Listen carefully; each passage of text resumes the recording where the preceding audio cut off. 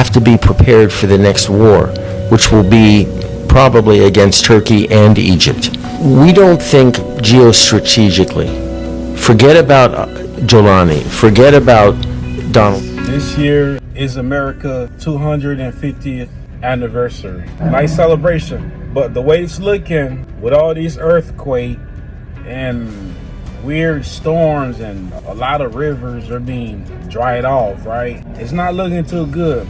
Plus, on your birthday, you are at war. Right on your birthday, you fighting somebody on your birthday. That's crazy. To me, it looks like this is a repeat of when Greece fell. It seems like every 250th anniversary of, what's the word for it, of Europe, every time they celebrate 250 or something always happens. And right now, it's not looking too good.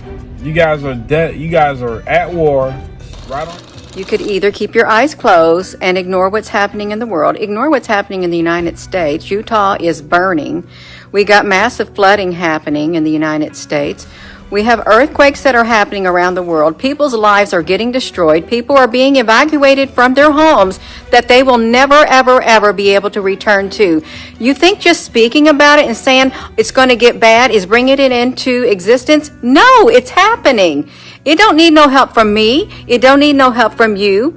These events are playing out. We cannot stop them. Why? Because they are beyond our control.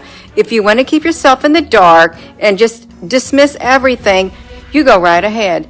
Go right ahead. You're going to be caught off guard.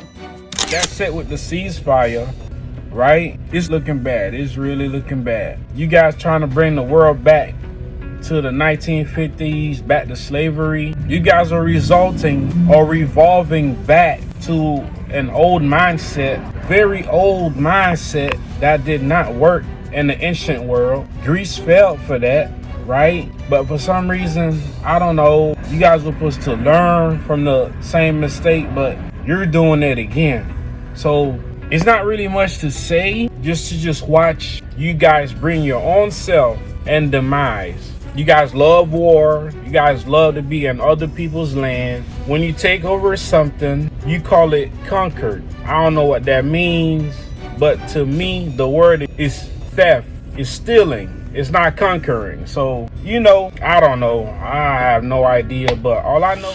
You should be ashamed of yourself. I'm an American. You asked the question. I know you can't handle brown people, being part of the West. I'm an American. I barely started, but he doesn't want people to hear what's going on. Israel attacked Iran first. In Syria, they bombed an Iranian consulate in violation of the laws of international law and international diplomatic law. Yeah, they killed Iranians in Iran. They then bombed Ismail Haniyeh in Tehran. They bombed the Iranian capital. And then they bombed Beirut and killed a senior Iranian general. So actually, it was Israel that's been provoking. So we're going to talk about lectures. You should keep your lectures to yourself and be embarrassed for the government you served. As for you living in the region, the problem is not you living in the region. The problem is the army you served and the country you were spokesman for illegally occupies other people's lands in the West Bank, in Gaza, in the Golan Heights, now in Lebanon again.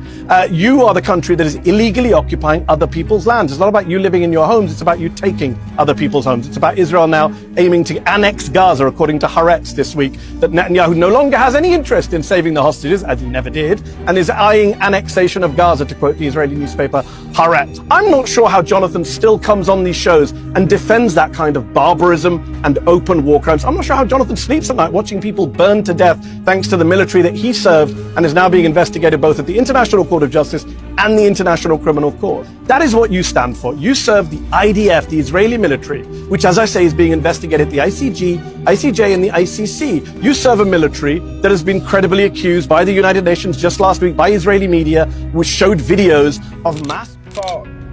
This whole world hatred, and the whole world learned from you guys. Not really, but we watched as you spray your venom all over. Damn, imagine that. If God would have let y'all do what y'all wanted to do, you guys think about that. You guys would wipe the whole world. You do understand that, right? If God would have gave y'all, y'all wishes, do whatever y'all want to do, you guys would wipe out the whole world. So thank God that, it's about to be a whole new change. So we're looking forward to that. So this is not the old hatred. It's not going to last long. Just get This represents war. War is obviously about killing with the knife and the gun. War is all about money. And then the clip are all the things we kill for. The top one is oil, second one is cocaine, third one is gold, that's blood down there, diamonds, religious symbols, and the seeds they make heroin with. Crazy. Those are all the things we kill.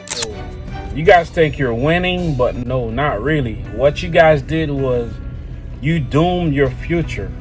Whatever future you had, whatever grandkids' future you think you trying to make from is dead, because it's in the scripture. Go read it. You guys love war, and we're at the end of the chapter, and you guys are still at it. You guys are still spilling blood. So, hey, it's not too much to say. Just, hey, get what's coming for you. That's it. Happy anniversary.